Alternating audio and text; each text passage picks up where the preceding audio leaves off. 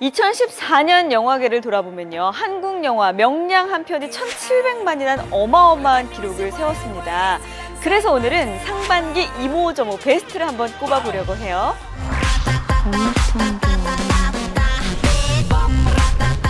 그쪽에 내보자.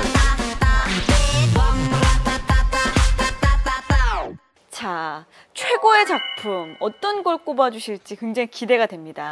뭐 최고의 작품 하면 아마 상반기 변호인하고 네. 그리고 하반기에 걸쳐있는 명량 둘 중에 하나일 거라 생각하시겠지만 여기서 키포인트는 안 보셨을 확률이 더 높은 작품을 제가 좀 권한다는 의미에서 베스트를 뽑았습니다. 바로 항공주라는 작품인데요. 잘못한 게 없는데요.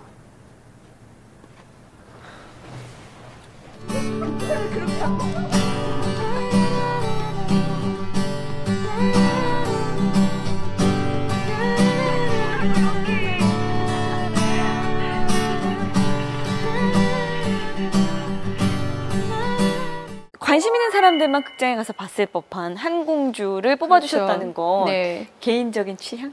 개인적 취향도 있고 약간 상반기에 사실 명량이 나와서 그 기록을 하나 줬습니다만 기록적으로 봐도 대단한 흥행 영화가 없었어요. 변호인으로 끝나고 나서는 네. 영화들이 없었고 정말 기대했으나 우리의 기대감을 꺾었던 영화들이 너무 많았어요. 영린도 현빈의 최초 사극이라고 해서 굉장한 기대감을 줬지만 기대감을 꺾었고 이정곤 감독님 정말 제가 사랑하는 감독님, 아저씨의 감독님인데 네. 우는 남자로 돌아오면서 많은 관객들을 울리고 말았죠. 그러니까 그 와중에 항공주라는 작품은 제가 보고 나서 첫 느낌이 딱 이랬어요. 아, 이 영화 올해 안 봤더라면 굉장히 큰일 날 뻔했다. 아쉬울 뻔한 정도가 아니라 큰일 날 뻔했다라는 생각이 드는 작품이라서 여러분도 올해 가기 전에 이 작품 안 봤으면 큰일 날 뻔했다라는 그 느낌을 좀 공유했으면 좋겠습니다.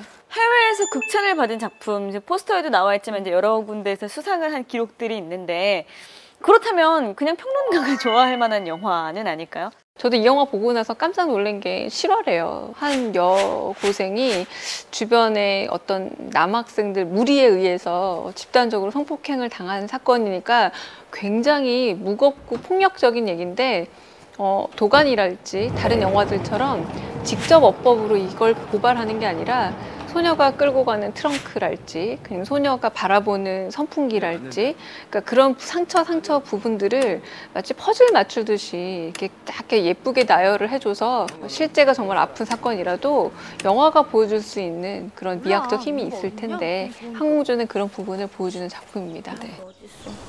그런 게 있어. 따라하지 마. 네가 따라한 거잖아. 다수의 작품을 물리치고 최고로 뽑아주신 이유를 좀 간단히 짚어주신다면요?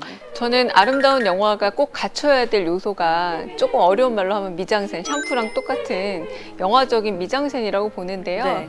최근 한국 영화들이 정말 무시하고 있는 것 중에 하나가 바로 이 미장센 측면이에요. 가령 예전에는 박찬욱 감독의 올드보이나 봉준호 감독의 괴물은 많은 관객을 모았지만 제가 지금 말한 미장센 부분에서도 굉장히 출중했거든요. 근데 최근에 좀 그런 아쉬움을 담아서 다시 좀 작지만 기본기를 탄탄하게 갖춘 작품으로 항공주를 뽑아봤습니다. 네, 영화적인 측면, 미장센이라든가 또 아니면 이런 뭐 청각 이런 것도 굉장히 자극을 해줘야 되는데 이 영화야말로 이 학생이 굉장히 음악을 뭐 기타라든가 전공 가수가 되고 싶어하는 네. 학생으로 등장을 하다 보니까 특별한 오리지널 사운드 트랙이 아니라도 일상 속에서 연주하는 부분들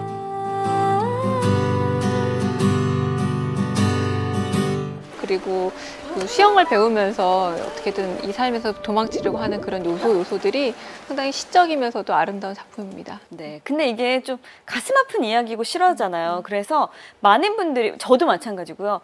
이 영화 봐도 불편하지 않을까? 이 영화 봐도 괜찮은 걸까요? 이런 질문들을 굉장히 많이 하더라고요. 약간의 심리적인 부담감은 있습니다만 그래도 그녀가 마지막에 어떤 내걸음을 걷게 될지 좀 응원하고 싶은 영화라서 이 무거움이 단순히 이거 영화 보고 기분 버렸다가 아니라 이런 영화가 세상을 또 향해서 하는 말이 있구나 한번 들어보시면 하지 않을까 싶습니다.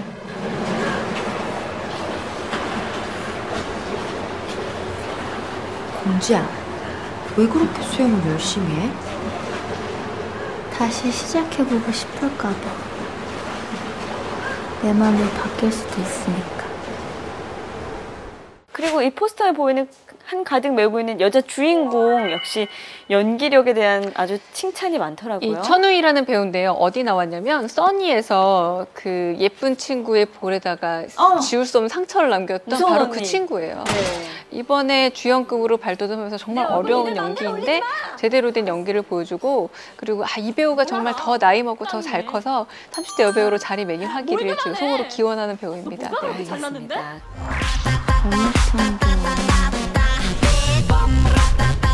그쪽에 내보자. 최고가 있다면 반대로 최악이 있어야 되잖아요.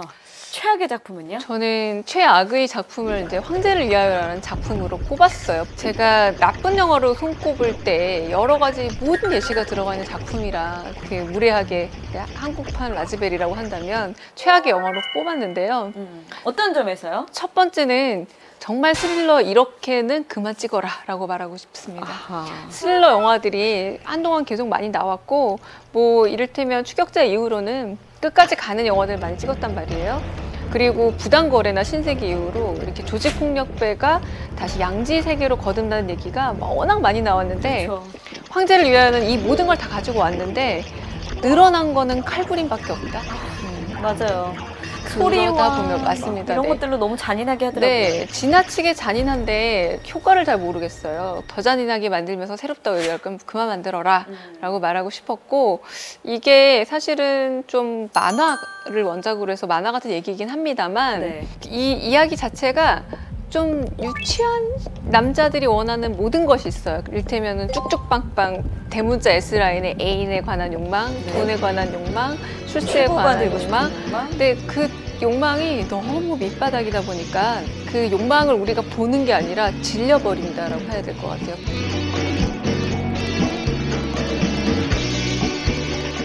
이 세 배우의 연기력도 연기를 한다. 알겠습니다. 그런데 전반적으로 자기가 맡은 역할을 너무 열심히 하는 바람에 시너지가 일어나지 않는 내 할 것만 열심히 맞습니다. 하고, 네. 그래서 셋 다 좀 불합격점을 주다 보니 최악의 영화에 이 영화가 선택이 됐습니다. 네. 저는 이제 앞서 말씀해주신 한공주 영화는 안 봤는데 이 영화는 봤어요. 네, 네. 왜냐하면 너무 뭐 배드신부터 이태임 씨의 몸매까지 그냥 궁금해서 보게 네. 되더라고요. 그런 장치들도 그러니까 너무나 그게 식상하죠. 너무 투머치하다는 생각이 들어요. 연기도 너무 과하고 네. 노출도 진짜야라는 생각이 들 정도로 너무 과하고 그러니까요. 그 잔인한 장면도 너무 잔인하고 그렇게 노출을 많이 했으면 조여정 씨처럼 배우로 한 자리 높은 곳을 향해 가야 되는데 이태임 씨 같은 경우 소비가 되는 약간 경향이 있어서 여러모로 아쉽습니다. 그러면 황제를 위하여는 뭐 소재, 연출, 연기 모든 게 그냥 투머치인 것 같아요. 너무 과해서 최악의 영화로 네. 꼽아주신 거군요. 덕분에 이민기 씨는 아무도 모르게 군에 입대했습니다. 그런 일도 있었어요. 잘못한 게 그쪽에 내보자. 자, 최고의 작품과 최악의 작품을 꼽아봤습니다. 그렇다면 최고의 배우는 누굴 꼽으시겠어요? 그러니까 또 반대예요. 스릴러 영화를 만들려면 이렇게 만들라라고 얘기할 때 끝까지 간다를 말할 수 있을 것 같아요. 말씀.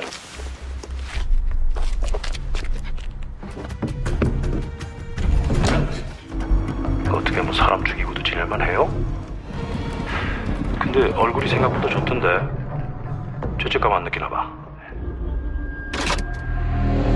지금까지 스릴러 영화 하면은 머릿속에 떠오르는 배우들이 있을 거예요. 거의 조연급이라고 할 수 있을 조진웅 씨와 그리고 이성균 씨도 아직 스릴러에서 주연을 맡는다기보다는 주연급 영화는 약간 뭐 내 안의 모든 것이랄지 이렇게 좀 작고 귀여운 영화들이 주연을 맡아왔는데 이 영화로 주연급 배우로 발돋움을 했거든요.